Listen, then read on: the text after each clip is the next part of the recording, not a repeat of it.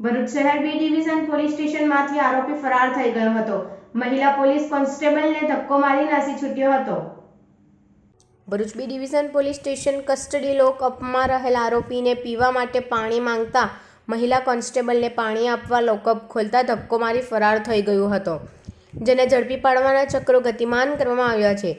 વિજયભાઈ સંજયભાઈ ભરૂચની નાની ડુંગરીમાં રહેતો વિજય વસાવાનું પંકડ વોરંટ હોય હેડ કોન્સ્ટેબલ સુનિલભાઈ તેમજ ઇજહાર નૂર મોહમ્મદ ખાને અટક કરી લોકઅપમાં મૂકવા માટે પોલીસ સ્ટેશનના અમલદાર વસીલાબેન આપવામાં આવ્યો હતો, જે આરોપીને બી ડિવિઝન પોલીસ કસ્ટડી હેઠળ લોકઅપમાં રાખવામાં આવ્યો હતો।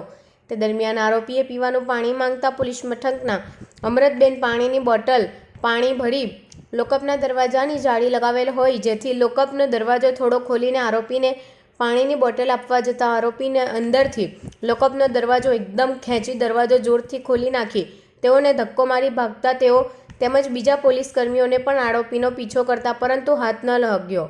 પોલીસે કસ્ટડીમાંથી આરોપી ફરાર થઈ જતા પોલીસ બેડામાં ખળભળાટ મચી જતા ઉચ્ચ અધિકારીઓ પણ દોડી આવ્યા હતા, જે અંગે હેડ કોન્સ્ટેબલ સુનિલભાઈએ ફરિયાદ નોંધાવતા પોલીસે તપાસ હાથ ધરી છે।